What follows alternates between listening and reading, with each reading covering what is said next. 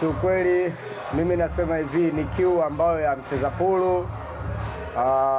Mchezaji wa pulu kiuhalisia tumekuwa wengi tuna struggle ni muda mrefu. Mimi ni mchezaji wa muda mrefu sana, na kiuhalisia haya ni mafanikio tunayaona, na naweza akasema kwanza ni mshukuru mkurugenzi wa Q Masters kwa nafasi anayofanya. Kwanza ni mfano wa kuigwa, alafu cha pili mimi nafikiri wadau au vilabu Tanzania vipo, kwa naamini kwa kitu hicho kifanya ni mfano wa kuigwa. Cha kwanza kwenye upande wa maendeleo ya mchezo wa pulu, tunahitaji tuwe na watu kama hawa wa kupushi mchezo wetu wa pool table kusogea mbele. Haya ndio mafanikio ninayotaka, kwa sababu sasa hivi unapozungumzia Q Master ina wachezaji wa kigeni almost 4.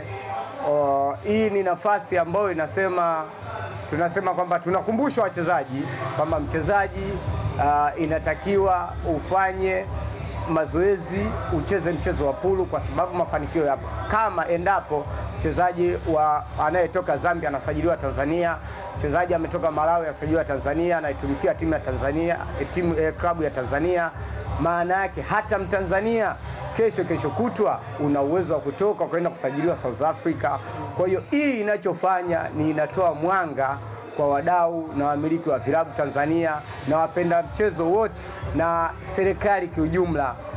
Inaonyesha kwamba watu wenye moyo wapo, na kiuhalisia wasubutu. Namna ya kusubutu ndo kama hivi mkurugenzi amefanya na subutu. Kwa hiyo leo, kesho kutwa tunahitaji kuona wadau kama kina Tima na wengine nadhani wapo, tupate vilabu vingi. Maana yake leo nipo, kuna kesho, kuna upcoming wengi ambao wako mtaani bado kushikwa mkono bado. Endapo leo kuna Q Master, kuna vilabu vingi, kuna mwingine leo anaweza kaanzisha anaweza akatoa timu yako mikoani, una wachezaji wazuri.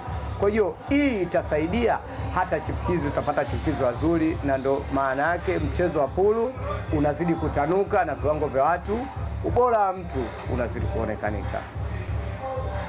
Safari yetu ya mchezo wa pool table kesho, kama mchezaji umeondolewa stress zote ambazo za kufikiria nauli, za kufikiria familia, za kufikiria matibabu, kazi yako ni kucheza pool table.